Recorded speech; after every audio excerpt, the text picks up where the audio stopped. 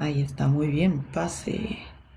Oh, Guido, Guido, Ahora sí, un gusto. ¿cómo Ya hola estás? Guido, estamos. ¿cómo estás?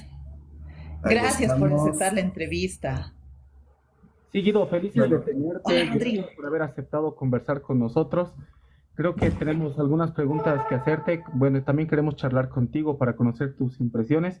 Pero a ver, bueno, yo quisiera preguntarte, empezar esta dinámica, Guido, con algo puntual. ¿Qué ha cambiado en el perfecto. Alto? El Alto de los años 90, el Alto a partir de principios del siglo XXI, con ese discurso tan heroico que se construye alrededor de la alteñidad, de lo que implica ser alteño. ¿Qué es lo que ha cambiado respecto al Alto ahora, a un año de cumplir, de llegar al bicentenario? ¿Cuáles son los aspectos más destacables de la transformación del Alto? Bueno, en sí, lo que se ha vivido en el Alto y lo que se ha vivido en el resto del país en muchos aspectos, especialmente en el ámbito popular, vendría a ser este proceso de un paso de la sobrevivencia hasta un paso de a ir hacia el desenvolvimiento pleno, en cierto sentido. Ha habido una dinámica social, una movilidad social en este caso, más ascendente, en el caso de que se ha superado la extrema pobreza, especialmente, eso hay varios indicadores, y el censo, el próximo censo también va a indicar eso, ¿no? Que se ha venido superando la extrema pobreza y se ha venido ensanchando un poco más lo que vendría a ser la pobreza moderada y también esta capa que vendría ya a ser la población con necesidades básicas ya satisfechas, podría decirse. Mm. Entonces, eso te da paso a que haya otro tipo de dinámicas, podríamos decir. Hasta hace unos 20 años se veía muy poco de esos edificios opulentos que hay en el Alto, mal llamados cholets, simplemente Ujú. se podríamos llamar parte de esa vanguardia arquitectónica boliviana, que ya te demuestra que hay otro tipo de intereses, otro tipo de formas de abordaje en cuanto a lo que va a ser la construcción de la ciudad misma, ¿no? Pese a que Chuquiago y el Alto venían a ser dos entes similares, pares y creo que continuos a la vez, ¿no? Pero eso sí, lo que hemos visto es que en el relato político se ha venido pasando y abandonando paulatinamente este relato de la rebeldía, la ciudad rebelde, la ciudad que se sacrifica por toda Bolivia, la ciudad Mm. luchadora, la ciudad esforzada y todo esto. Entonces, no es algo que haya desaparecido, sí existe, pero lo que se viene ensanchando un poquito más es un discurso relativamente más enfocado al emprendedurismo cuantapropista, pero no necesariamente liberal, no es liberal. Mm. Entonces, habría algo interesante en ese sentido. Lo demás ya vendríamos a ver un ascenso total de la ciudad, ¿no? El Alto de los años 2000 prácticamente era considerada la ciudad más pobre del país y en la actualidad es la ciudad que aporta, la tercera ciudad que más aporta en cuanto al Producto Interno Bruto Nacional, ¿no? Ujú. Y hay un proceso rápido de crecimiento, no solamente económico, sino también poblacional. Si bien el alto en este censo del 2024 va a aparecer como si tuviese menos de 900.000 habitantes, si sumamos la población empadronada, que no es toda, mayor de 18 años, y sumamos la población matriculada, que tiene matriculación escolar, entonces vamos a ver que sumado a ambos, uno que es más de 700.000 habitantes y otros que es más de 300.000 inscritos matriculados entre niños, jóvenes y adolescentes, vamos a ver que supera el millón, holgadamente el millón de personas. Y si tomamos en cuenta las personas que no han sido contempladas en esos datos y más la población menor de 6 años, posiblemente la población del alto llegue a 1.2 millones de personas, posiblemente. Pero esas son elucubraciones, digamos, ¿no? Santa Cruz está a 1.6, el alto 1.2, pero ahí está. Yuri, tú tenías varias preguntas que hacerle a nuestro Un invitado. montón, sí. De Mm. hecho, ahora me han surgido más a partir de lo que nos ha dicho. A ver, Sí, Guido, no, esa partecita me encanta. Esto es cortito porque ¿por qué es mal llamado cholet? ¿Por qué no le tenemos que decir cholet a estas edificaciones que además se han hecho famosas en la arquitectura? Por si acaso Guido es arquitecto y él es un arquitecto bien leído que escribe, publica en el extranjero, que es yo lo admiro mucho porque tiene un trabajo muy respetable y además está haciendo el conteo de las edificaciones en el alto de manera científica y está tomando nota de todas ellas. ¿Por qué no se tiene que llamar cholet al cholet o que diga a las edificaciones? Bueno, sí, y yo creo que forma parte en la cual uno se imagina al otro, ¿no? Se imagina al otro, alguien que piensa que es diferente a uno mismo y lo empieza a nombrar y categorizar, lo empieza a encajar en determinados parámetros y empieza a ensamblar un discurso, ya sea académico, político, lo que sea, en base a eso, ¿no? Entonces, aquí entra la figura del cholo. En Bolivia no se usa, ni en el ámbito popular, no se usa para prácticamente nada el término cholo, pero sí se usa especialmente en los ámbitos académicos, de literatura y todo eso, especialmente de intelectualidad paseña del siglo XX, ¿no? Entonces, refleja un poco de eso, y ahí vemos que hay autores que hablan de la burguesía chola, ¿no? De ahí viene esta nominación de cholo en cierto sentido, pero uno ve al Camiri, que vendría a ser rico en Aymara, pese a que Camiri siempre va a significar un poco más, pero rico en Aymara en lo cotidiano. Camiri no es equiparable a una burguesía, no es equiparable a una burguesía en el sentido de que tiene un liderazgo, podríamos llamar desde una burguesía clásica que debería de tener un liderazgo político, intereses políticos, empezar a ensamblar narrativas, tener una intelectualidad que lo apoye y todo esto. El Camiri no tiene eso. El Camiri sí está tranquilo con su liderazgo social, el liderazgo cultural, ¿no? Entonces, tiene un liderazgo, es una élite social más que una élite política. Entonces, lo cholo no encaja aquí, ni la burguesía chola, ni nominar cholos a las personas, a los indios ricos, dirían algunos, ¿no? He escuchado este tipo de denominaciones. Y lo de chalet vendría a ser también una cuestión que es imprecisa, ¿no? No todos los edificios a los que les llaman cholet van a ver que van a tener un chalet en la planta alta. Entonces, cholet vendría a ser una ejemplificación de esa forma en la cual uno se imagina un otro y quiere clasificarlo, encasillarlo en determinado tipo de denominación, exotizándolo en algunos sentidos y de manera muy arbitraria también en otras, ¿no? Entonces, el alto y la palabra cholet tienen algo de parangón, porque si uno se imagina el alto, uno se imagina el ámbito popular y piensa algo, y al final cuando realmente indaga un poquito y profundiza más, acaba siendo otra cosa, ¿no? Entonces, ahí hay una ejemplificación, una forma en la cual podríamos poner en palestra esta forma en la cual uno se imagina a otro sin necesariamente conocerlo bien. Y aquí también entran otro tipo de procesos más de imaginación del otro, como podría ser esas fiestas que, bien, generan dinámica, generan determinado tipo de vínculos, como por ejemplo el electrocholet, El electropreste, electroparty, perdón.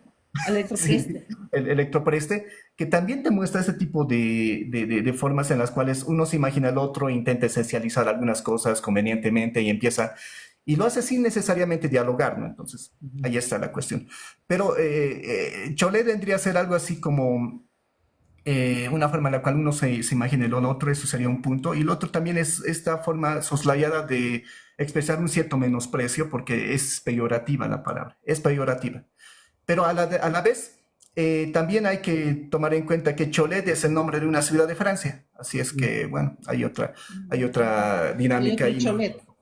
Sí, hay la palabra Cholet, bueno, la ciudad Cholet en Francia, que ha tenido un papel interesante en la Revolución Francesa, si no me equivoco, era un centro textil bastante importante en la época, en el siglo XIX, XVIII, si no me equivoco, ¿no? Entonces, hay ese tipo Es de... liberal. ¿Por qué? ¿Por qué has dicho que no es liberal? Hay una parte donde dices aquí en el alto hay una cuestión de el cuentapropismo y el emprendedurismo, pero que no es liberal. ¿Por qué no lo consideras liberal? Porque yo he visto que muchos analistas dicen que no hay ciudad más liberal que el alto. Tengo un amigo que es el Juan Pablo de Rada, que él dice, si hay una ciudad donde se aplica la minarquía, que es una forma económica en la cual el gobierno, las instituciones de jure no participan en absoluto y donde las reglas se hacen dentro del mercado, es el alto. Pero tú dices que no es liberal. ¿Por qué dices que no es liberal? Si tomamos en cuenta el relato que vienen impulsando varias instituciones bueno, agrupaciones políticas, activismo político más de autoadscripción liberal, libertario, como vengamos convenientemente a denominarlos o se autodenominan ellos, vamos a ver que ellos dicen, empiezan a brindar algún tipo de parámetros entre los cuales se puede uno identificar o identificar a una sociedad como liberal o libertario, lo que sea, ¿no? Libre mercado, libre emprendimiento e individuo, al menos tomando en cuenta esos tres elementos importantes, porque una cosa es lo que diga la filosofía liberal e introducirse en todo este compendio de libros, y otra cosa es lo que salen y dicen y lo que llega hacia la población y lo que se queda, digamos, en los discursos, ¿no?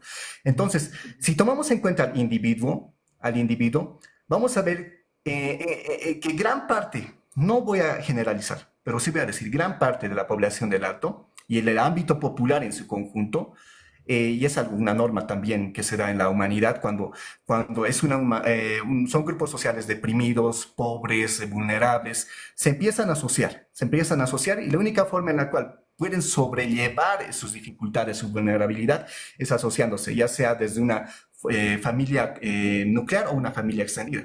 Familia nuclear en el sentido del padre, la madre, los hermanos, o extendida en base a los primos, en los cuñados, y estas relaciones más amplias que hay, ¿no? Entonces, si tomamos en cuenta al el Camiri no es una persona, no es un individuo. Si es que se empieza a vincular en las fraternidades, se empieza a vincular a través de sus gremios, las asociaciones y sus gremios, prácticamente son personas que prácticamente tienen relaciones bastante intricadas, grandes, relaciones consanguíneas, relaciones de parentesco, y la fiesta te sirve prácticamente para eso. Entonces, el ícono para los capitalistas, por ejemplo, que enarbolan el capitalismo anteño, el ícono el Camiri en sí no es un individuo, no funciona como individuo. Y cuando empieza a construir, por ejemplo, sus edificaciones, no lo hacen para sí, no lo hacen en una urbanización cerrada ni en un lugar apartado, sino lo hacen para que todos lo vean. Entonces, el individuo no funciona en ese sentido. No hay el individuo en sí. Y en cuanto al libre emprendimiento, vamos a ver es que para uno ejercer la profesión, incluso la profesión, la actividad, la labor que tiene que sí o sí asociarse a una asociación, a un sindicato o incluso un colegio profesional. ¿Y qué te dice el colegio profesional? ¿Cuánto tienes que cobrar? Mínimo tu arancel, o sea, tienes ahí una normativa, un reglamento. Y incluso los sindicatos, las asociaciones gremiales te dicen dónde es el lugar en el cual es preferible que vendas dependiendo tu artículo de venta, por poner el caso de los comerciantes. Entonces, el libre emprendimiento no es tan libre como digamos. Hay una intrincada red de sindicatos, asociaciones, instituciones que te limitan en cierto punto, pero a la vez que también son una ventaja porque te dan certidumbre de que vas a tener una institución de respaldo para poder inicialmente emprender y segundo, lograr acumular. Y en el de libre mercado, ahí está en partes respondida en relación también a la anterior que exponía. Sí podríamos denominar libre mercado al contrabando hasta cierto punto, ¿no? En algún momento, Sayuri, decías que había presidentes que también eran contrabandistas, ¿no? Ujú. Entonces, eso no es algo extraño ni ajeno ni bastante exclusivo de una sociedad concreta, ni de una ciudad concreta.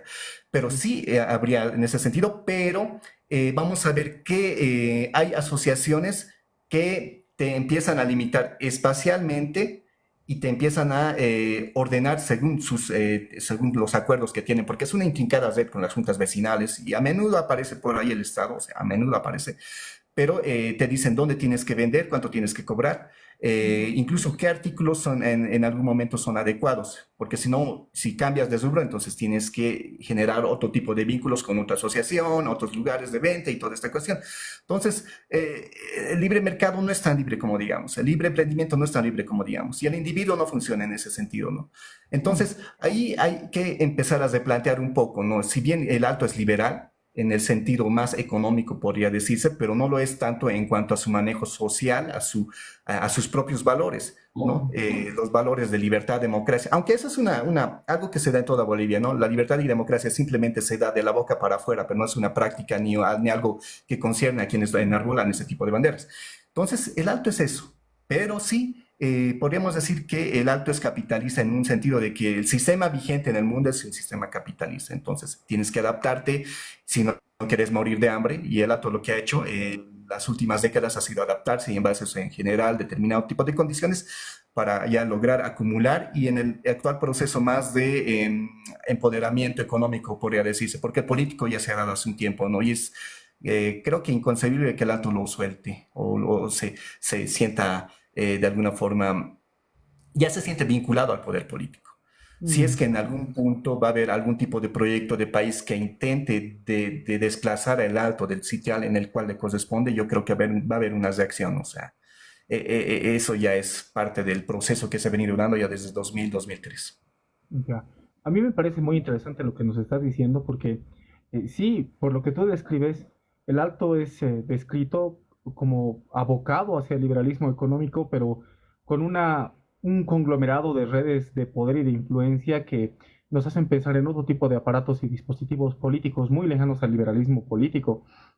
Pero en ese sentido, Guido, ¿qué posibilidades habría de que un nuevo sujeto político, ya no solamente con un horizonte regional o un horizonte local, pueda proyectarse hacia Bolivia? Si las cuestiones económicas pesan tanto en el Alto y las cuestiones políticas parecen servir a esos objetivos económicos, eh, ¿qué posibilidades ves tú de que el Alto, un sujeto del Alto, un movimiento del Alto, un partido del Alto, llámese como se llame, tenga posibilidades de configurar el horizonte político a futuro en Bolivia?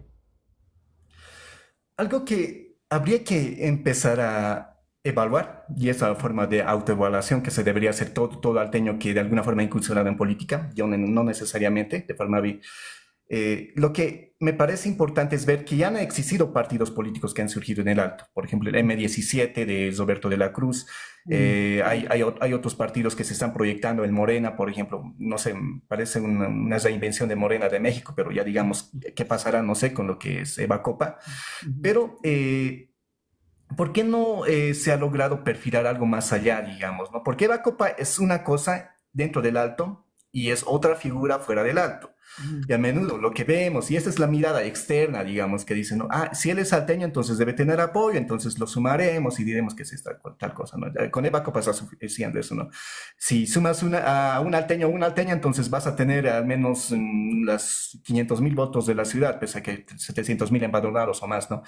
Entonces, lo que se piensa mayormente es eso, pero lo que no se ha logrado pensar en el sentido más allá del 2003 especialmente, es por qué han venido fracasando estos partidos. Yo creo que no ha habido una reinvención, un pasito un poquito más allá de lo de la Agenda de Octubre, que la Agenda de Octubre sí ha sido algo bastante importante en cuanto al manejo de un discurso, manejo de ideas base, ideas fuerza que empiecen a generar lo que luego va a constituirse en parte, no totalmente, sino en parte en la nueva constitución política del Estado.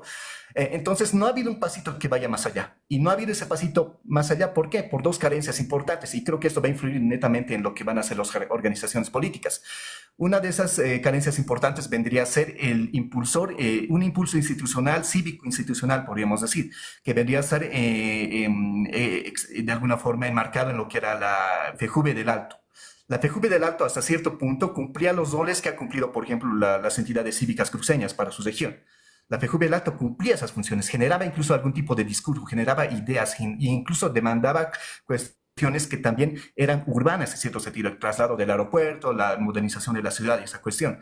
Entonces se fragmenta la FEJUVE por intereses políticos mezquinos, por esta ausencia de institucionalidad en muchos sentidos. Entonces se fragmenta y empieza a colapsar prácticamente todo ese impulso político que hubiese tenido el Alto. Y además, no hay que perder de vista que la FEJUVE también era la palestra para que se empiecen a proyectar determinado tipo de liderazgos, no solamente a nivel local, sino también a nivel nacional, ¿no? Entonces, colapsa la FEJUVE y empieza a desplomarse todo lo que vendría a ser este impulso político alteño, bastante ahondado en la producción alteña misma. Luego los dirigentes van a empezar a enarbolar cuestiones más del socialismo, ahora van a aparecer dirigentes que van a hablar más de cuestiones liberales, libertarias, van a querer un Bukele, un Milei y toda esta cuestión. Entonces, están en ese tipo de descomposición ideológica, podríamos decir. Pero lo que también me parece importante es un punto vendría a ser la fragmentación de la FEJUVE. El otro punto vendría a estar más relacionada con la ausencia de una intelectualidad cívica. Intelectualidad cívica. Porque a menudo pensamos que gran parte de la intelectualidad del Alto sí piensa en el Alto, en parte sí lo hace, pero no necesariamente su núcleo de acción va a ser el Alto, sino va a ser algunos clivajes políticos como por ejemplo la etnia, ¿no? La etnia y la raza. Para los indenistas catalanistas, eso es su clivaje político. Ellos están más anclados en ese clivaje que en un clivaje cívico que esté concretado en la ciudad mismo, ¿no? Entonces, hay esa limitación, una ausencia de intelectualidad cívica. Intelectuales cívicos, yo no voy a negar que los hay, pero intelectualidad como agrupación que empiece a proyectar algo y empieza a colapsar y debatir con otras entidades parecidas, intelectualidades, eso no hay. Intelectualidad cívica y tampoco hay esa institucionalidad cívica que podría de alguna forma traducirse en la FEJUVE. La FEJUVE está fracturada. Mientras no haya una simbiosis o no haya elementos o instituciones que empiecen a ocupar esa ausencia, es posible que desde el Alto no emerja algo con fuerza, a excepción de que emerjan algún tipo de personas pero van a ser personas aisladas en algún sentido. Los discursos en parte están, posiblemente las personas en parte están, pero las plataformas y las instituciones que deberían de impulsar ese tipo de figuras o ideas que vendrían a ser más importantes, incluso esos todavía no están. ¿Sabes? Y discúlpame, Sayuri, que le haga una pregunta adicional. En base a lo que tú estás diciendo, es interesante pensar esa disonancia entre que la clase económica más pudiente, los camiris, están abocados más a actividades económico-comerciales. El poder político les interesa en tanto pueda favorecer sus intereses, no intervenga, no distorsione sus intereses. Y por otro lado, la intelectualidad más propiamente arteña, citadina, por lo que tú describes, parece estar más abocada al discurso étnico, racial, ¿no es cierto? O sea, entender lo alteño a partir de lo étnico. Ya tengo varios comentarios de algunas personas que me dicen están tratando de blanquear el Alto. Pero da cuenta de eso. Entender el Alto siempre como una ciudad aymara, una ciudad morena. ¿En qué medida tú puedes explicar esa disonancia? Que así como describes, más allá de la división de instituciones claves como la PJUV, serían claves para entender por qué posiblemente no tengamos para el 2025 y quizá tampoco para el 2030 un presidente alteño. ¿En qué medida existe? ¿Por qué se explica esa disonancia? Mientras algunos están abocados a lo étnico-racial, otros están abocados a los asuntos económicos, no hay una propuesta, una centralidad política en la propuesta desde el alto. ¿Cómo explicas tú esa incongruencia entre que los que tienen capital económico no se animan a incursionar en la dimensión política como proyecto nacional para salir del alto y tener un proyecto político propio? ¿Y por qué la intelectualidad, sí, eso yo coincido contigo, de indianistas, indigenistas, cataristas, siguen insistiendo en el mismo discurso con un fuerte contenido étnico-racial? Ujú. En sí, si tu riqueza, la forma de producción de la riqueza que te ha posibilitado salir inicialmente de la pobreza extrema, superar incluso la pobreza moderada y actualmente ser clase media, si esa forma en la cual te has desenvuelto y prácticamente has logrado incluso generar riqueza, si esa forma no es formal ni asociada con el Estado, entonces no necesariamente vas a en lo pronto aspirar a controlar los mecanismos del Estado para generar mayor riqueza, porque tu riqueza no depende de eso. Tu riqueza depende de la informalidad. El Alto es posiblemente la ciudad más informal de Bolivia, en muchos aspectos. Entonces, si la riqueza no es, si la riqueza se produce en informalidad, entonces no hay mucho interés de acaparar espacios estatales, a no ser que alimenten esa forma informal de generar y de producir la riqueza. Si hay camiris, si hay camiris que están incursionando en política, no lo hacen porque ellos quieren liderar o tienen una idea fuerza o quieren, mediante intereses de grupo, acaparar el Estado y reproducir riqueza mediante eso. Eso no existe. Lo que sí hay camiris que, por ejemplo, pueden ser, no sé, medios, pueden tener empresas constructoras que sí financian a algún tipo de agrupación política, llegan hasta la alcaldía y cuando ganan la alcaldía, entonces ya empiezan a operar determinado tipo de acuerdos para seguir retroalimentando sus mecanismos ¿no? de producción de capital económico en base a su empresa constructora. Se licitan obras y esta cuestión. Entonces, si tu riqueza no depende del Estado, ¿para qué controlar el Estado? Eso sería lo concreto. Pero sí hay camiris que están empezando a incursionar en este tipo de activismo político, pero desde atrás, digamos. El último camiri que podríamos decir, o han habido camiris que sí han intentado incursionar en la política, pero no les ha ido bien. Uno, por ejemplo, ha sido Emilio Gutiérrez, aparece a menudo en las franjas, en los muros del Alto. Emilio Gutiérrez, alcalde productor, se ha lanzado, no recuerdo si una o dos elecciones, pero en la última elección decía, si no votan por mí, yo me voy, decía. Entonces, ahí hay una forma bastante interesante de ejemplificar que hay una desconexión entre una intelectualidad que podría cumplir asesoramiento político hasta cierto punto y el camiri que tiene los recursos económicos, pero no necesariamente tiene las formas ni las ideas para llegar hacia la gente, digamos, ¿no? Entonces, al camiri no le interesa como agrupación acaparar el Estado, y a los que les interesa tampoco tienen esa noción o esa ambición de lograr generar algún tipo mayor de empatía con la población, un poco más de profundización de su conocimiento, ¿no? Porque hay ciertas limitaciones, ciertas cuestiones también de prejuzgamiento político, podría decir, prejuicios políticos que dicen que si yo soy del Alto y yo soy moreno, entonces la gente va a votar por mí. O sea, eso no es suficiente en política, ¿no? Se necesita discurso y tipo de cuestiones. Sí. Ahora, ¿no?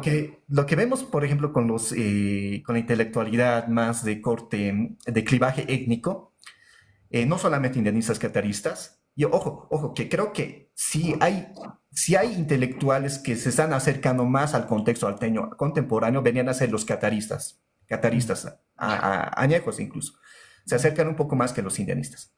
Entonces, no solamente están indianistas, cataristas, sino también están estos que dependen mucho del Estado, ¿no? O sea, los que tienen más discurso, hasta algún punto pachamamista, podría decirse, ¿no? Choquehuanquistas, a algunos seguidores de Dussel, algunos antimodernos y esta cuestión. Para ellos, el mercado no es generar algo desde el alto, el mercado político. No implica generar algo desde el alto y construir algo desde el alto, sino construir algo al interior del sistema político ya vigente. O sea, no se intenta reflejar lo que se está realizando en el alto, sino se quiere gustar más a lo que es permeable el sistema político vigente. Y en la actualidad, gran parte de las instituciones de cooperación internacional, gran parte de los lineamientos internacionales indican estos discursos más asociados, ¿no? A los temas de género, las minorías indígenas y todo eso. Y varios se empiezan a moldar a eso y también hacia los lineamientos más académicos internacionales, que ya empiezan a tener derivar de esas teorías multiculturales, lo de colonial y estas cuestiones, ¿no? Entonces, ellos no necesariamente realizan su discurso, reproducen su discurso en base al lugar donde viven o en base a las mayorías que los rodean, sino en base al sistema político, en base al estado al cual quieren ingresar y en el cual quieren reproducirse. Entonces, no lo hacen por la población, lo hacen por ellos. Me cuesta un poco de trabajo pensar que solamente pueden ser camiris o intelectuales aquellos que deseen incursionar en política. Yo creo que la clase media, el Alto es una ciudad terriblemente política, ¿no? Por eso es que todo el mundo tiene sus organizaciones y los sindicateros mandan siempre a su gente a la palestra. La cuestión es que tengo la impresión, no sé, tal vez estoy equivocada, de que es que el Alto no sale de sí mismo a ratos, ¿no? Hay como un mirarse el ombligo que yo noto en dos ciudades que son las más importantes, Santa Cruz y el Alto. O sea, se miran el ombligo, el Alto, somos alteños, hemos hecho tal cosa y no hay autocrítica porque el Alto es una ciudad hermosa, llena de crecimiento y todo, pero es la más corrupta del mundo, bueno, no del mundo, de todo el país. O sea, a ver, la UPA, yo amo a la UPEA porque representa el deseo de todos nuestros antiguos, nuestros padres, abuelos de estudiar. Yo que soy aymara veo, y mi abuela decía, estudien, estudien, porque tener un título así no van a sufrir.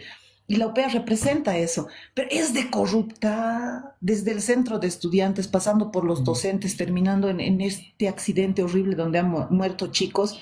Y esa corrupción no permite, pues, si tú quieres ser político, vas a lanzarte, pero la gente ya te conoce de cochino. Y además, eso a mí me gusta, los salteños no son muy tolerantes, ¿no? Ya te equivocas una vez afuera, como Leva Copa, que ya, yo creo que es un Sí. cadáver político, creo que es un cadáver político y me alegro porque se merece ser un cadáver político, porque no ha sabido estar a la talla.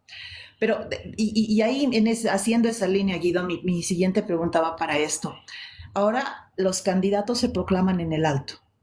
Quieren el Samuel, el Manfred han ido al Alto a proclamarse y me hace reír porque el Samuel dice el Alto va a ser Silicon Valley y algún rato te vi a ti comentar algo al respecto y también que hay gente que dice el Alto va a ser la nueva Tiwanaku. Estas visiones acerca del Alto representan al Alto, o sea, esto de querer mostrar al Alto como el nuevo Tiwanaku, que estén usando sus chucus de nuevo, la Puerta del Sol, ¿será la aspiración del Alto de todos los salteños? ¿O de ser Silicon Valley? ¿Será llevar al Alto a que, pucha, ahora mira, ya va a ser de la tecnología y no sé qué? ¿O son también narrativas creadas desde afuera para querer amoldar al Alto y comprarse eh, su, su, su voto? Mm. A ver, tomando en cuenta la primera parte de lo que me decía Sayuri, no solamente son intelectuales, la verdad no he visto intelectuales que intenten incursionar en política en el alto, hasta ahora no, o sea, y Camiri sí lo han hecho, pero de forma esporádica. Quienes sí mayormente se incursionan en política y ya sea para la alcaldía, gobernación y otro tipo de entidades estatales para ser autoridades estatales. Quienes realmente se incursionan son los dirigentes sindicales. Entonces, la FEJUB era una palestra muy interesante para eso, porque la FEJUB era de interés cívico neto, pero ahora que está fragmentada, los intereses cívicos ya se han ido hasta otro lado, digamos, ¿no? Y han primado más los intereses caudillistas y otro tipo de formas de legitimarse ante la población. Los dirigentes son los quienes se acaparan de esa forma, e incluso ellos aducen hasta muchos puntos la cualidad y la exclusividad de poder liderar y dirigir el alto hasta cierto punto. Vamos a ver que un dirigente que logre ser de la COR, de transporte, de gremiales, se siente como precandidato para la alcaldía, por poner un ejemplo, ¿no? Entonces, ellos están ahí. Los camiris, sí, esporádicamente, de vez en cuando, intelectuales no los veo, la verdad. Ahora, en relación a que vengan personas candidatos al alto, podemos hacer una comparación, ¿no?, de candidatos de oposición o alternos al MAS, alternativos al MAS, que hayan venido en el año 2000. ¡Ay, qué lindo el Oberyn! Qué lindo. Y ahí está, Oberyn, el presidente. Sí, hola. Bueno, hemos visto en el año 2000, en las anteriores elecciones, 2019, 2020, candidatos que han venido de la oposición al alto, han venido realmente a intentar ganar votos. Yo no los he visto con una vitalidad que estamos viendo ahora. Y el alto estaba expectante, y si la gente sigue expectante de que surjan alternativas al MAS, porque el MAS no es un partido que en la actualidad refleje lo que realmente quiere la ciudad. Hay un cansancio y creo que es algo que se da en todo el país, ¿no? Y si no vienen y tampoco empiezan a leer a cabalidad lo que quiere la población, entonces va a estar nuevamente, gran parte del voto va a retornar a lo que es el MAS, ¿no? Pero hay esa expectativa todavía de qué me ofrecen, digamos. Ahora, el alto se presta a muchas cuestiones, pero yo valoro siempre lo que sale desde actores de la población misma, o la población misma. Cuando vemos Tiahuanaco y el alto, y especialmente Tiahuanaco, Chuquiago, el alto, porque las laderas de La Paz son el alto también, y el alto forma parte de la extensión de las laderas de La Paz, vamos a ver que la representación de Tiahuanaco siempre va a estar ahí, ya sea en tejidos, ya sea en las danzas, y en un momento muy potente desde el año, al menos desde fines de los 90 hasta el año 2020, en arquitectura sí estaba muy potente Tiahuanaco, y va a seguir estando, porque siempre se retorna, como vemos, historiadora Sayuri, usted sabes, ¿no?, que ha sido Neo-Tiahuanacota y esa cuestión, y siempre va a retornar Tiahuanaco, ya sea mediante el Estado o mediante la población misma. Entonces, Tiahuanaco está ahí, y he escuchado a muchos activistas en el pasado que hablaban, ¿no?, de que el alto es la nueva Tiahuanaco, ¿no? O sea, el alto es la nueva Tiahuanaco. María Galindo decía, no, el alto es Tiahuanaco, el Tiahuanaco contemporáneo, con su mirada desde afuera, pero lo decía en cierto sentido. Y ves la arquitectura del alto y Tiahuanaco está bien presente ahí. Entonces, si bien no es una generalización decir que la población se asume como Tiahuanaco, un Tiahuanaco contemporáneo moderno, Tiahuanaco está ahí. O sea, forma parte del espíritu, digamos, cultural. Y eso se ve en cualquier expresión cultural. Ahora, que alguien venga a decir que esto puede ser tal o cual cosa y no la amolda a lo que podría ser alguna especie de idea que ya esté presente en la población, entonces viene a imponer algo cuando políticamente debería de extraer algo de la población, enriquecerlo y presentarlo como algo de ellos mismos, digamos, ¿no? Entonces, lo que hace Samuel, en lugar de recuperar algo que podría ser de Tiahuanaco moderno o en base tal vez a la arquitectura general, otro tipo de relato, lo que hace es venir a intentar imponer algo que ya es algo de la mirada de Occidente, digamos, ¿no? Posiblemente el alto no está ligado tanto a Occidente como están ligadas las burguesías o élites tradicionales. Lo que se ve es que está ligada más a la China, y la China también es tecnología, es alta tecnología, ahí está Shenzhen, o también está el sudeste asiático, ¿no? Ahí lo tenemos, tenemos a Japón, tenemos al sudeste asiático, tenemos a Corea del Sur y toda esta cuestión. Entonces, el alto está más ligado a ese tipo de imaginarios, creo yo.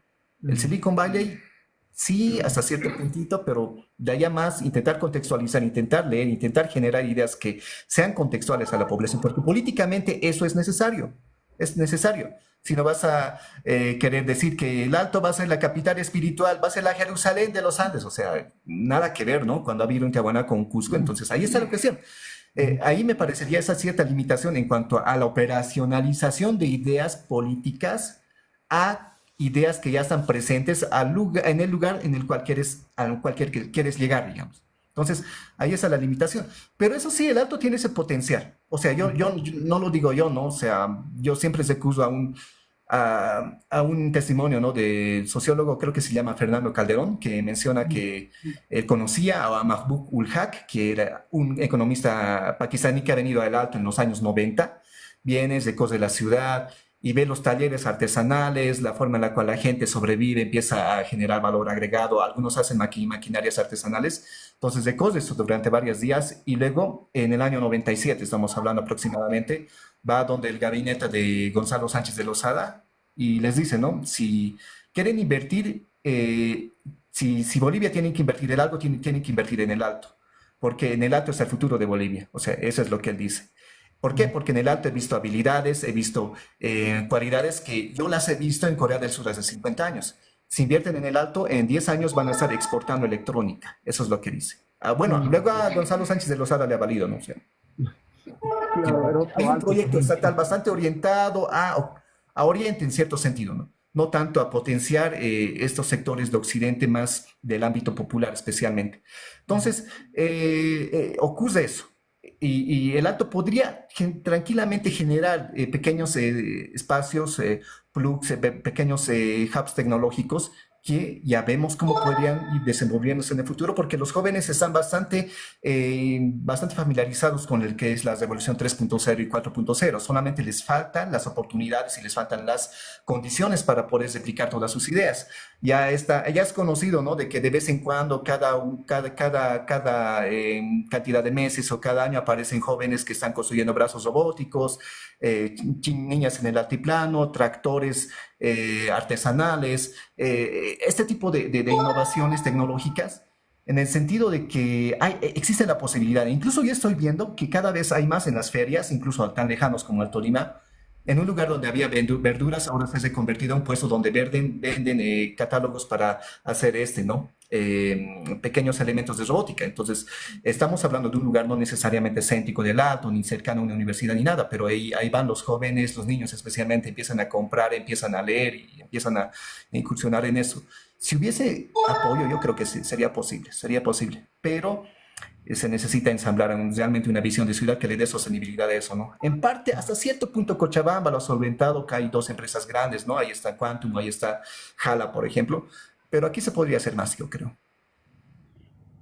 Guido, en base a todo lo que nos estás diciendo y tratando de hacer una síntesis, o al menos una primera síntesis, de las ofertas políticas que ya se van proyectando, que hay dos, posiblemente se multipliquen dependiendo de cómo va el conflicto al interior del MAS. Bueno, que ya creo que hay una partición, hay dos MASes ya, y el otro se va a llamar de la forma en que se vaya a llamar, pero por un lado tenemos posiciones de derecha, centro derecha, con una visión más liberal, más extrema, menos extrema, que ven al alto desde afuera y tratan de seducirlo a partir de este discurso del emprendedurismo, a partir de este discurso libertario, liberal, que según vos nos dices, no es el mejor para interpretar la realidad del alto ni para interpelar sus intereses. Y por el otro lado tenemos al MAS, las fracciones del MAS, el arcismo y el levismo. Me parece que el levismo tiene mucha desventaja en el alto. El arcismo ha logrado capitalizar muchas, no diríamos alianzas, creo que ha logrado cooptar a las dirigencias sindicales más importantes del alto, pero si bien el masismo ya se está agotando, se ha agotado ya como perspectiva o posibilidad política para conjugar, susumir los intereses del alto, ¿cuál crees tú que podría ser la mejor estrategia, sea de oposición o de oficialismo, de las opciones políticas que existen para seducir al alto, para atraer a los votantes salteños? Si es que no funciona la interpelación economicista, más orientada al libre mercado de las fuerzas de oposición, y también las posiciones más heroicas, étnicas del masismo también se han agotado, ¿cuál crees tú que sería el nuevo mensaje que los políticos deberían considerar para interpelar al alto? Posiblemente, si quieres gustar a la dirigencia, porque es diferente la mentalidad de la dirigencia, más del aquí y ahora, que más de un poquito más allá de las promesas más grandes. Si quieres impresionar a la dirigencia, tienes que abocarte más al cemento, a cuestiones más de mostrar modernidad aparente. Ujú, Lo que mayormente le gusta a gran parte de la dirigencia, y es por eso que abundan, por ejemplo, las canchitas de césped, es esa forma obrista de asumir y querer solucionar las cosas. ujú, No por nada, el MAS, por ejemplo, el último concurso que ha hecho era por cómo solucionar el problema de la ceja en base a unos puentes, a unos distribuidores y nada más. Bueno, el problema de la ceja es un problema que debería de asumirse con un plan a mediano y largo plazo, digamos, ¿no? Pero la dirigencia le gusta eso. ujú, Pero algo que también se podría de alguna forma enlazar con esto vendría a ser esta ambición y esa expectativa alteña en algún momento y metropolitana, yo creo que se debería de ser un interés metropolitano de trasladar el aeropuerto, ¿no? Entonces, si hay candidatos que vienen y dicen, vamos a trasladar el aeropuerto, yo creo que ahí podría generarse algún tipo de expectativa un poco más allá, porque aperturar el traslado del aeropuerto ya implica la planificación mejor de un centro de metropolitano, de empezar a generar otro centro también en área periurbana, porque donde se va a trasladar el aeropuerto va a ser un lugar que también va a generar determinado tipo de impactos y ver que sean buenos en el mayor de los casos. Entonces, ahí podría ir, a enfocarse un poco en el obrismo, contentaría más a los dirigentes en lo concreto. Pero si se lo elabora bien, entonces podría generar algún tipo de expectativa en la población. Ahora, lo que generalmente se quiere ya desde un ámbito informal es calidad de servicios y calidad de infraestructura, hasta cierto punto. Y lo del empleo a menudo no se lo toma muy en cuenta. ¿Por qué? Porque cuando el Estado intenta generar algún tipo de, de desarrollo económico y toda esta cuestión, esto no es para todos, para empezar. Y segundo, esto implica de que hay otro tipo de políticas de Estado que también te empiezan a limitar en cuanto a tu ganancia económica. En otras palabras, hay más control estatal. Donde hay más inversión, también hay un cierto sentido más de control estatal. Entonces, enfocarse tanto en la economía no debería ir en cuanto a, como está haciendo el presidente Luis Arce, de querer imponer industrias por aquí y por allá y decir que eso es el desarrollo del Alto, como el último que va a ser, por ejemplo, un centro cultural o algo así, ¿no? Eh, y también el esto de la industrialización del pollo y todo eso. Hay que ver cómo está el parque industrial de Cayutaca, cuánto ha crecido en esta última década para ver si realmente los emprendimientos empresariales del Estado realmente están funcionando o no, y si están teniendo un impacto o no, ¿no? Entonces, lo que me parece importante vendría a ser eso, ¿no?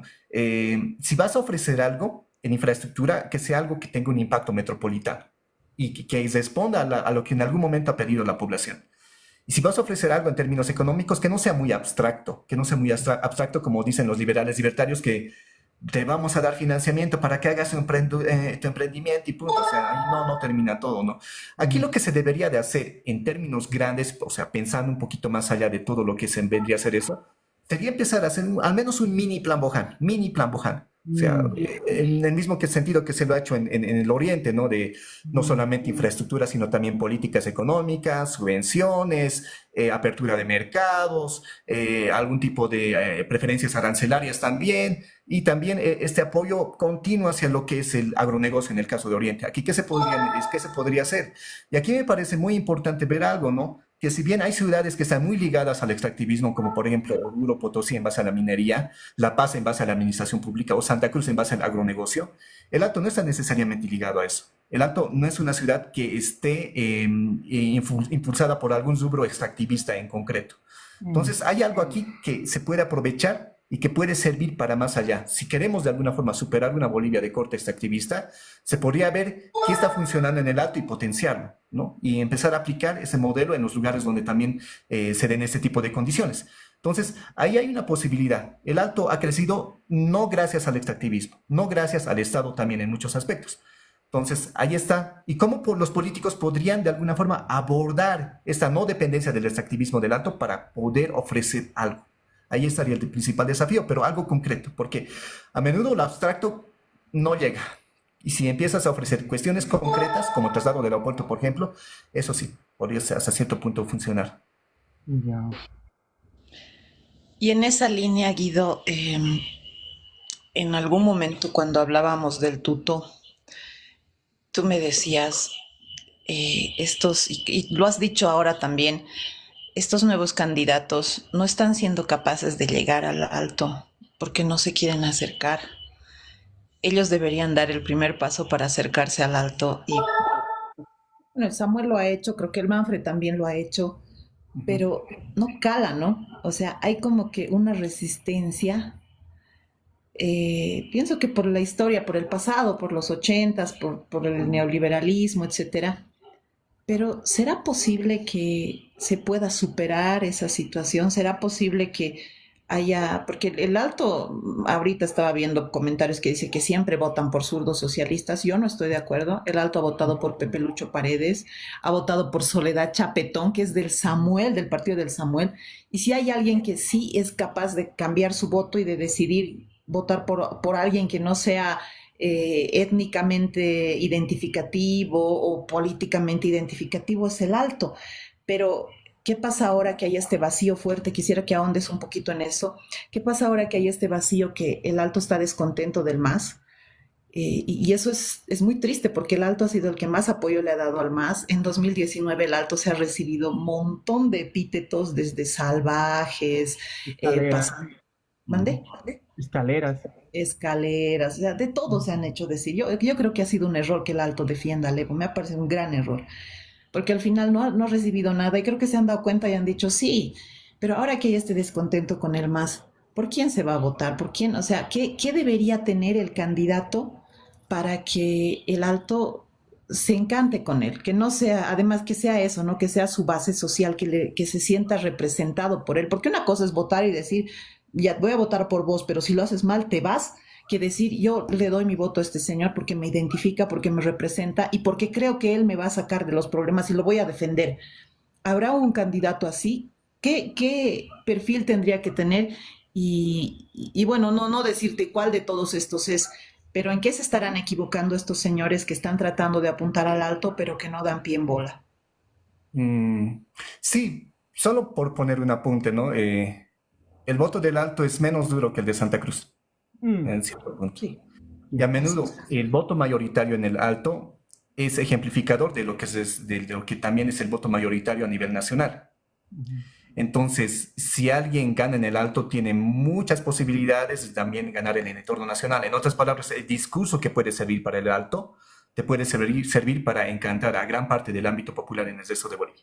Mm, Entonces, hay esa potencialidad que se tiene, el leer bien el Alto. Y eso no solamente te sirve para la cuestión política electoral, sino te sirve para leer también la sociedad boliviana, para leer los imaginarios, para leer este concepto, con la construcción incluso de nación que puede haber a nivel del país. Si interpretas el Alto, puedes interpretar indirectamente, eso sí, hay que corroborarlo, gran parte de lo que es el ámbito popular boliviano. Ahora, lo que hace falta, yo creo que hay una cuestión bastante interesante. Por más que la gente haya, muchas personas de clase media hayan ascendido, especialmente esas que han logrado superar la pobreza extrema, sus padres se han roto el lomo, los abuelos han sufrido el hambre para que los hijos puedan ascender socialmente. Hay un cierto rasgo de empatía. No podemos decir que una identificación plena, sino sí un cierto rasgo de empatía que se va a mostrar en determinado tipo de etapas o en determinado tipo de eventos. Y he visto a personas que eran recalcitrantemente antimasistas, que han empezado a girar el rostro cuando han empezado a ver que se ha empezado a estigmatizar la ciudad, injustamente en un principio, en 2019, y más aún en 2020, ¿no? Con lo de la pandemia y esta cuestión del estigma era prácticamente masivo. Entonces, mucha de esa gente que era de clase media alteña, que tenía padres, madres, incluso que en algún momento se ha debido de identificar como no indígena y todo eso, ha empezado a girar el rostro y ha empezado a ver, esto está mal lo que nos están haciendo. Entonces, hay un cierto sentido de empatía, hay un cierto sentido de retorno a los orígenes en determinado tipo de eventos, determinado tipo de épocas, álgidas políticamente especialmente.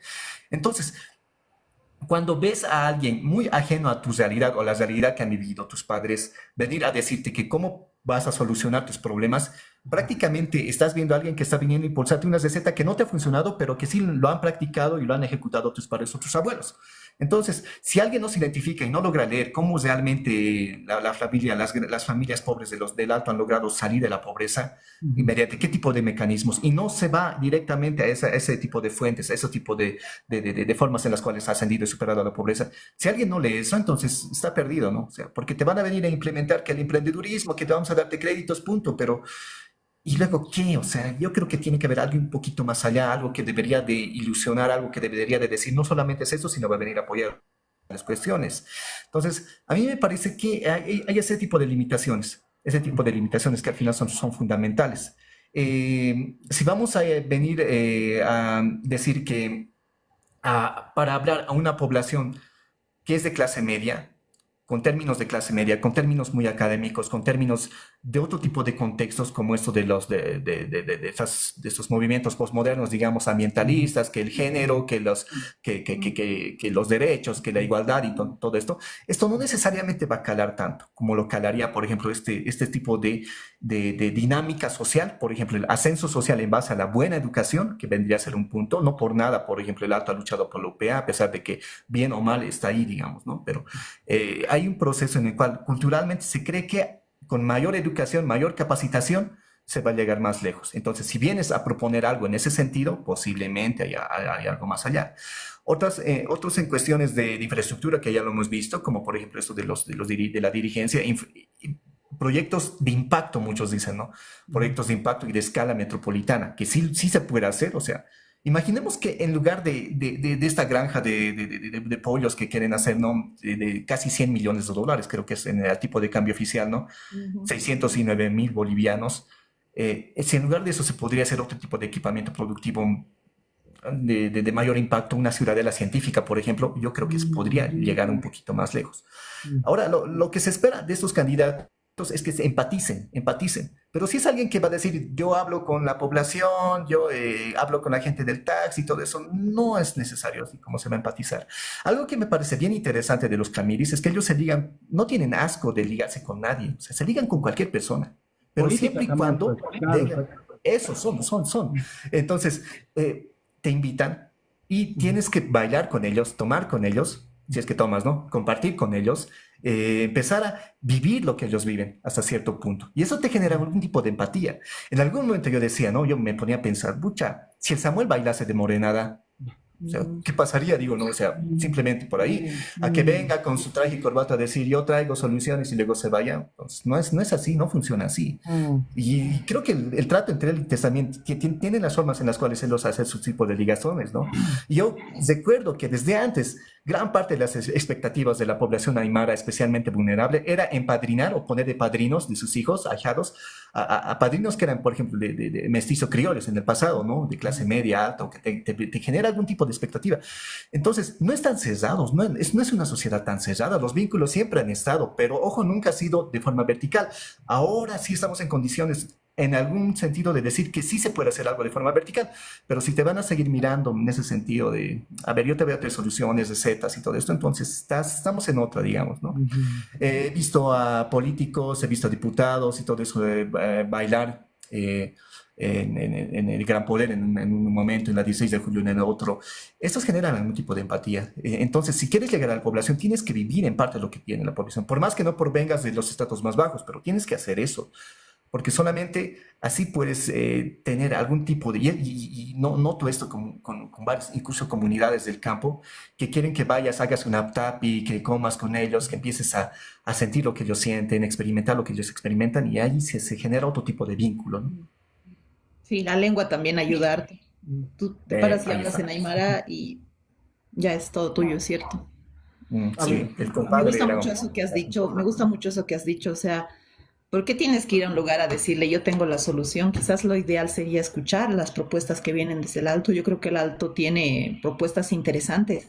Ahora que es hora de enfrentar la economía y que vamos a vivir años difíciles, el Alto puede tener la respuesta más que recibir y ser así Sí, pedigüeños.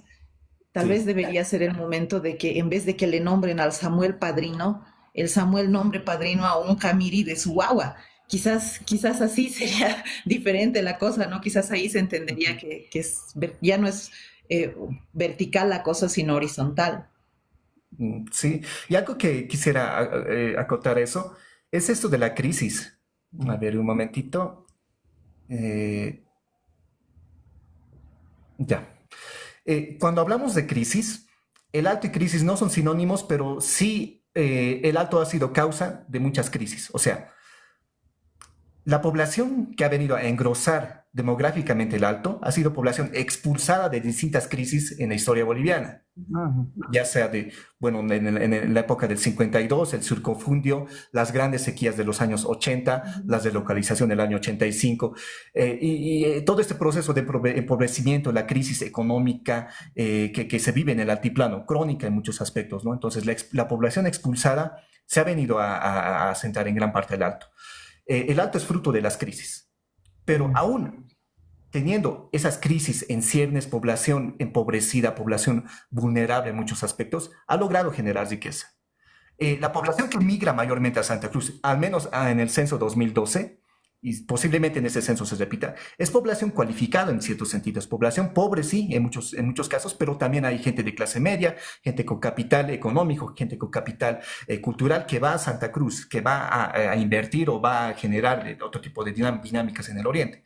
Pero al Alto, según estadísticas del 2012, llega mayormente migración pobre, migración no cualificada, migración de gente que no tiene preparación técnica, que no tiene ningún tipo de capital económico en muchos aspectos. Y aún así, el Alto logra generar riqueza. O sea, algo está funcionando en el Alto que hace que los más pobres vengan aquí y logren sobrellevar inicialmente, sobrevivir a la pobreza extrema, luego empiezan a ascender socialmente y luego ya empiezan a acumular. Entonces, algo está funcionando aquí. Pese a que es una ciudad que se ha originado en las distintas crisis, ahora estamos como estamos, ¿no? O sea, la segunda ciudad en población y creciendo, la tercera en cuanto que más aporta, y es el motor económico del departamento de La Paz, o sea, y posiblemente está llamado a ser el principal polo económico de Occidente boliviano, y tal vez del país, si es que se hacen bien las cosas. Entonces, algo está funcionando. Y aquí lo que se supone, la forma en la cual se logre superar la crisis económica vigente en el Alto va a ser de una forma que también nos va a decir cómo se viene superando la crisis en el ámbito popular boliviano. Tal vez de ahí salgan algún tipo de recetas, si queremos hablar de recetas, ¿no? Pero ahí hay una dinámica que se debería de estudiar y ver mejor. Me parece muy interesante. Guido, me encantaría quedarme hablando contigo unas 2 horas más, porque hay muchos temas que queríamos hablar contigo, el tiempo se nos agota y tú has mencionado varias cosas que ameritarían que hagamos más preguntas y esto no acabaría nunca, pero Sayuri, te propongo que le leamos algunas preguntas, comentarios de nuestros seguidores para que Guido de manera muy puntual les pueda absolver. Yo tengo acá uno muy interesante, creo que Ok. respecto a lo que tú mencionabas, Guido. Aquí Club de Idiomas nos dice: generar riqueza por el alto, el estilo de vida, costos bajos, constante reinversión en sus propios negocios. ¿Será esa la clave para entender cómo el alto genera riqueza, Guido? Uf, hay muchas formas en las cuales se puede generar riqueza. Lo que me parece importante es esta forma de abordar los problemas no solamente desde una mirada individual, sino desde una mirada siempre respaldada en el apoyo familiar y en la familia extendida en cierto sentido. En la familia extendida tienes algún tipo de oportunidad en cuanto a tipo de negocios, a tipo de rubros, a asociaciones, a mercados, incluso cuando ya eres una persona relativamente más acomodada. Entonces, la familia extendida es el principal elemento, yo creo, de sobrellevar todo lo que es la crisis inicialmente y luego la acumulación. Si es que hablamos de una forma de vida, y tal vez esto ya, voy a sonar algo pachamamista con lo que voy a decir, pero es así, desde donde he visto, ¿no? La civilización andina es una civilización que se basa no en el individuo, sino se basa más en la familia y para algunos la comunidad, el ayu en sí. El ayu empieza a reconfigurarse en el ámbito urbano de muchas formas. Y lo que estamos viendo en los gremios, lo que estamos viendo en la familia extendida, venía a ser una reconfiguración también de lo que es el ayu. Si tenemos eso, vamos a ver que por más que pase el capitalismo, porque el capitalismo se está aprovechando hasta cierto punto, va a pasar el capitalismo, va a llegar, no sé, el socialismo chino, lo que queramos ver, y se va a implementar en el mundo. Esa forma de agrupamiento en base a la familia, en base a la comunidad del ayu, como queramos decirlo, va a seguir existiendo y va a aprovecharse de ese sistema, el sistema va a pasar y luego va a continuar, va a aprovechar, porque eso es lo que hace una civilización, ¿no? Y eso me parece bien interesante de ver lo que está haciendo nuestra gente, en cierto punto. No sé si eso responde la pregunta, que ya no me las recuerdo bien, pero se me hace importante ver eso como una de las causas en las cuales puedes generar riqueza, Ahora, hay criterios bastante despectivos que dicen que no, que solamente es el narcotráfico y el contrabando el que genera riqueza. No, pero si vos ves las carteras de microcrédito de las principales entidades bancarias, vas a ver que la cartera del Alto es enorme, ¿no?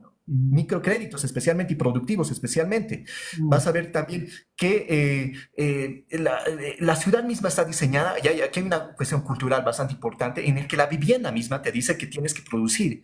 La vivienda tiene que producir, es un organismo vivo hasta cierto punto, te genera ingresos. Por eso cada vivienda va a tener una parte para habitar y otra parte para producir. Y ahí pones tu local, pones tu tiendita, pones cualquier cosa. Entonces, hay una forma dual de ver las cosas. Una cosa es cómo te desenvuelves y otra cosa es también cómo empiezas a prever, empiezas a generar una mentalidad, es parte de la mentalidad en sí, la de no dejarse estar hasta cierto punto. Y ahí me parece interesante también ver esta forma en la cual también se construye, que es de una forma en la cual podemos ver que se piensa con visión a 5, 10 o 20 años a futuro, porque los padres cuando empiezan a poner las fundaciones de la vivienda, dicen, no, esta vivienda tiene que ser de 5 plantas porque yo tengo 3 hijos y luego va a venir el abuelo, tiene que haber negocio y todo eso.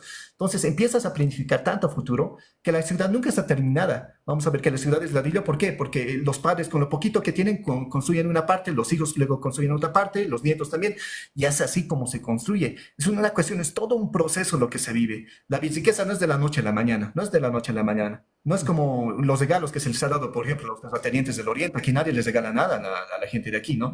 Entonces, me parece importante ver este tipo de cuestiones culturales que han estado ahí y van a seguir estando. Y ahí hay una oportunidad grande porque esta cuestión cultural no solamente es exclusiva del Alto, sino de gran parte del ámbito popular boliviano. Si se aprovecha eso, yo creo que podemos generar condiciones para otro tipo de desarrollo más allá del extractivismo posiblemente, ¿no? Ahora, eso de las familias extendidas es bonito como lo dices, pero también es bien jodido, Guido. Lo digo yo porque yo he trabajado de esa manera. Tú llegas del campo y te explotan tus tíos, te sacan la mugre y es duro. O sea, yo valoro mucho que les guste el trabajo a los salteños, pero, o sea, la explotación a mí me duele. Yo soy floja, a mí trabajar no me gusta y no me gusta tampoco eso de que sea de a poco. Ese es el primer bemol que yo le veo, que obviamente me van a decir ahí, a ver, cállate, que si explotamos y qué, pero así se hace riqueza. Cierto, cierto, porque si no hubiera esa explotación, como tú dices, quizás estaríamos en crisis. Pero me duele, che, porque es bien duro, porque además eso te genera una forma de pensar, que es cierto lo que tú dices también. Eh, no sé si es el andino en general, porque siempre son regateadores. O sea, es como que cuesta 10, te quieren sacar en 5. Y no es que les falte, sino que quieren acumular, porque son una sociedad que se ha gestado en crisis, entonces hay que guardar, hay que guardar, hay que guardar, inclusive para ir al médico, y eso a mí me viene de mi mamá. Pucha, no iré al médico, porque no, es que me va a cobrar y no quiero gastar, porque quiero guardar para mis guaguas, para el futuro. Y tu calidad de vida disminuye rudo y yo cuestiono siempre eso, o sea, tenemos siempre que vivir así bien sacrificadamente, no nos compramos ni ropa, ¿por qué? Por el acumular, el guardar, y tienes esa riqueza, pero luego te mueres de cáncer y tu riqueza en qué queda, en nada. Y a veces pienso que ese tener la plata de acumular de a poquito de la explotación, de sufrir, también significa mucho a la hora de hacer la fiesta, ¿no? De que tienes, ya cuando tienes plata dices, qué cosa, yo he trabajado por mi plata, nadie me ha regalado, así que voy a gastar y traen a las bandas, a la Yarita Lisset, traen a la Laura León, traen a Bronco, bueno, a todos los que ya, y luego eso debe doler que te digan, sí, pues, pero es que tú has obtenido eso con el contrabando y otras actividades, cuando sí es algo que se ha hecho gradualmente con mucho sacrificio y siempre se asocia el alto con el sacrificio. Y eso con eso yo no contigo mucho porque yo soy así, ay, pucha, no sacrificio, prefiero vivir sencillamente y no tener que sacrificarme tanto. Pero tú crees que esta mentalidad seguro que funciona, pero ¿no será que genera este tipo de desigualdades, primero de la explotación y segundo, porque todo el mundo te va a decir, oye, no contrates a tus parientes para tu trabajo, pero los salteños sí lo hacen, ¿no? Es al sobrino, además a los que vienen del campo, les reciben, les dan de comer, pues pucha, también la explotación. Entonces, ¿será que eso es una muestra de las grandes desigualdades que hay? Porque en el Alto tienes gente muy rica, pero también tienes gente muy pobre, que a pesar de que se sacrifica durísimo, no logra llegar a tener algún día voy a tener algún día para mis guaguas, y eso también es doloroso, ¿no? Sí, estadísticamente sí hay un proceso de superación de la pobreza extrema y eso es un logro, digamos, ¿no? Eso te lleva a pensar que gran parte de esas tecnologías sociales que vendrían a ser este tipo de organización, creencia, mentalidad más ahondada en lo cultural, hasta cierto punto tiene su efectividad. Entonces, hay indicadores que te dicen que sí está funcionando. Pero eso sí, yo creo que todo es mejorable, todo se puede mejorar. Y sí hay mucha desigualdad, hay mucha desigualdad. No solamente lo vas a ver en el ámbito de las riquezas, sino de la misma imagen urbana, ¿no? Hay sectores que tienen una potencialidad económica tan grande, hay estos edificios enormes y opulentos, al lado tenemos un edificio pequeñito al cual le quitas la sombra. Hay muchas desigualdades que se están generando y siempre cuando hay movilidad social siempre se van a generar desigualdades. Y eso me parece muy, muy, muy importante recalcarlo. Y creo que para eso sí hay una sensibilidad mayor en cuanto a los actores sociales del Alto, más que en otras regiones, creo yo. Aquí la desigualdad no es justificada diciendo que el pobre es pobre porque quiere, o no es rico porque no es rico porque no es rico porque no quiere, digamos, ¿no? Aquí no existe eso. Generalmente, sí hay grupos, o sí hay personas que lo dicen, pero no forma parte de un lenguaje, de un léxico popular. Aquí se tiene un poco mayor de sensibilidad con la pobreza, se siente un poco, ¿no? Y especialmente la empatía, yo creo que es importante en ese lo vuelvo a repetir. Hay una empatía mayor con la gente que no tiene que en otras regiones del país, especialmente allá en el oriente, por ejemplo. Ahora, lo que me parece importante es ver que, y esto creo que forma parte de las desigualdades que decía que son inherentes de toda movilidad social, y esta forma en la cual explotas no solamente a los niños, también explotas, puedes explotar a tus familiares, incluso puedes contratarlos en un tallercito y solamente darles de comer y no pagarles, no tener ningún tipo de beneficio social.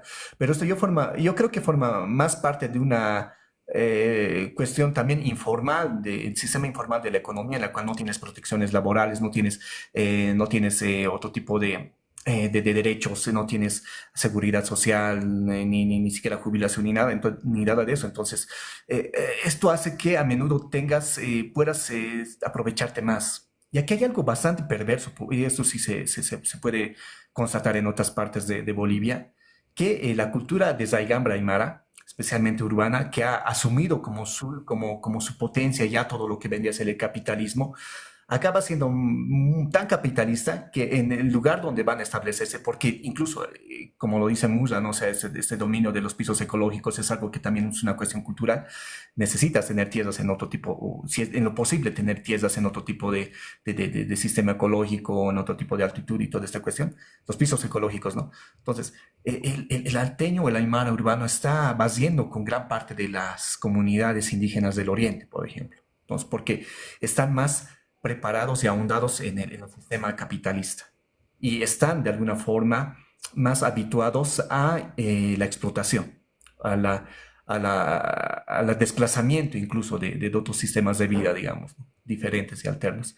No por nada, por ejemplo, los interculturales no están muy relacionados con el Alto, pero sí comparten en parte muchos valores.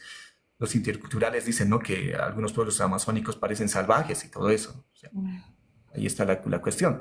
Entonces, y esta gran parte de las debilidades en cuanto a derechos y desigualdades que hay en este pensamiento civilizacional, podría decirse, pero tal vez también está ahí su fortaleza en lo político, ¿no? Porque no vas a llegar a un lugar para conciliar en muchos aspectos, sino también puedes llegar a reproducir y no sé si hasta qué punto no dialogar e incluso tal vez imponer, ¿no? Entonces ahí está gran parte de estas contradicciones que tenemos y creo que es necesario abordarlas en algún sentido porque todo es mejorable, tiene que ser mejorable, porque si no vamos a estar haciendo la apología de la explotación en muchos aspectos, ¿no? Bueno, nos hemos pasado del tiempo del límite de tiempo por mucho, pero saben, me ha gustado mucho esta entrevista. A los que me están preguntando en el chat, lo vamos a subir en estos días, no voy a tardar tanto. La entrevista con Daniela Gramont ya está subida. Leales Yuncos del presidente Oberyn se llama la página en YouTube para los que no puedan alcanzar al en vivo. Guido, te agradezco mucho tu tiempo, tu disposición, tus ganas, tu conocimiento. Hemos aprendido mucho contigo. Vamos a seguir en contacto porque este tipo de cuestiones se debaten en, me parece, varios momentos. Sayuri. Guido, muchas gracias. Habría un montón de cosas que te queríamos preguntar que se quedan así en cuestión, pero lo que no se puede negar es que el Alto realmente representa muchas cosas, nos representa a nosotros, y está sonando fortísimo y bueno, desde mi punto de vista es una gran ciudad con grandes contradicciones, pero que sin duda es el protagonista del siglo XXI. Esperemos que esté todo a la altura y peor en esta época de crisis. Gracias, Guido, por las respuestas. Aquí una chiquitita pregunta. Me han dicho, si Sí, no sí, es Cholet, entonces, ¿qué le vamos a decir si no es Cholet? sí, a ver, entrando un poco a un aspecto más académico, a mí me gusta, no solamente por gusto, sino también por un compromiso social que tengo, siempre intentar es rescatar lo que la población produce en cuanto a nominaciones, conceptos y categorías. No quiero ir a un lugar y decir, esto se llama tal por cual, porque yo pienso así de la gente y punto, ¿no? Entonces, lo que he visto en el Alto y en gran parte de Bolivia, en los pueblitos y todo eso, es que hay tipologías arquitectónicas que tienen sus nombres. Uno viene a ser la Urta, que es derivada de la Aymara, prácticamente la Urta Aymara, que también se reproduce en el Alto, en el Alto de los años 80 y parte de los 90, ¿no? Que la casita con su murito de adobe y su gran patio, y donde a veces sembrabas o criabas tus chanchitos o ovejitas, lo que sea, ¿no? El otro venía a ser la Altusa, que venía a ser un, eh, un edificio ya, una pequeña edificación de dos plantitas, o a lo mucho tres, dos plantas generalmente, en el cual ya tienes tu tiendita, que es de adobe y que también tienes tu patio al fondo.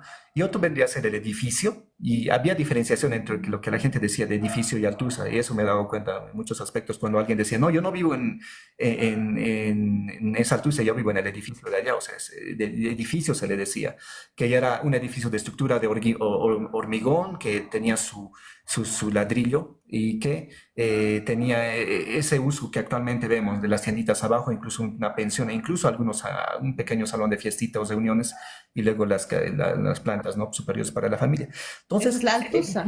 Ah, no, la Altusa es la de uno. sí, edificio es algo que no ha variado en el tiempo, pero sí lo que ha variado ha sido la representación simbólica, el revestimiento que le han dado, y eso es lo que vemos en los grandes edificios de Chuquiago y el Alto, ¿no?